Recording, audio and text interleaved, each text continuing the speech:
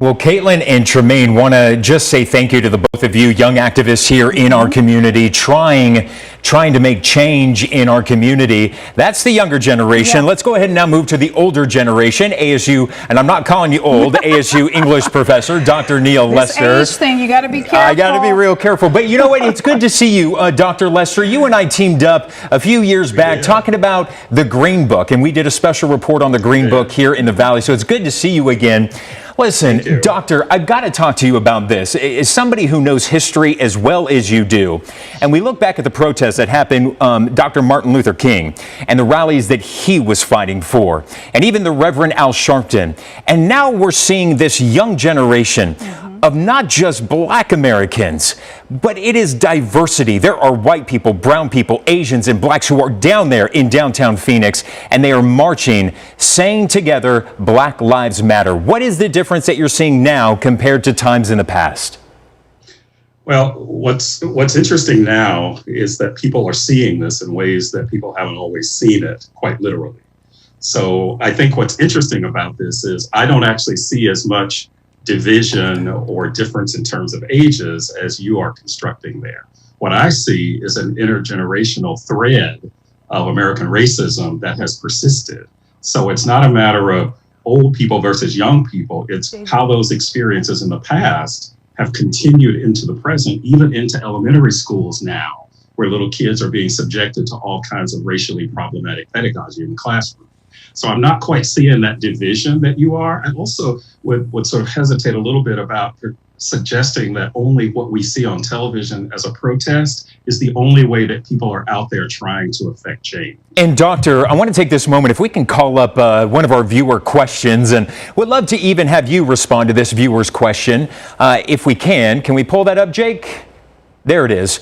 Here's the question. Whistleblower police officers have no rights and protections in Arizona. If they report bad police or upper command unprofessional behavior, they're fired or retaliated against. And I guess the question I want to ask you, Doctor, is that does there need to be a system in place where a good cop can feel safe reporting a bad cop without that good cop fearing retaliation against him? Well, you know, that's an interesting question because it's really not in my area of expertise. So I would have to defer that to someone who studies police. What I can say is that the conversation for me needs to move beyond trying to isolate police as one part of society. I'd also like to look at the fact that the police don't necessarily exist in a vacuum. These police go home to families, and some of the stuff that we have seen that police have been guilty of has nothing to do with what they did in uniform. It has to do with what they posted on social media. So for one thing, I think the conversation needs to be more nuanced than it is now, because it becomes too easy to imagine that we can have a solution to something that is centuries old and way more complicated than a quick, it feels like this is sort of like a crash course. All of a sudden, people are sort of spinning around and trying to figure out what to do as though we got some test at the end of next week. And that's what's distressing. So that is bigger than the police, and it is bigger than intergenerational divides. I totally agree. I do have one last question for you before we let you go, Doctor. I know we're in a pandemic and I know school has been canceled. I'm wondering if you had any of your students reach out to you to just talk and ask questions. And what are they saying if you have? Well, it's students and colleagues. I mean, what's interesting to me is students have said, thank you for teaching the class that you taught in African American literature and culture. Could have never imagined that we would be living some of the stuff that we have read about in James Baldwin, we have read about in Toni Morrison. So I think the issue, again, is the ways in which the past and the present have become merged. And I'm so glad to be in a classroom where my students are recognizing that there is legitimacy to these literary texts that I am teaching.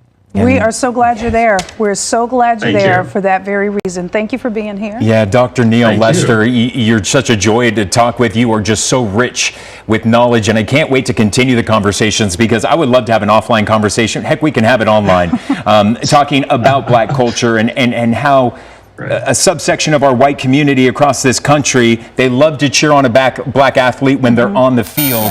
But when it comes to that person's personal story, where is that support? We're going to have to hold that question for next time, Dr. Neal Lester. As always, thanks for joining us. We'll be right back.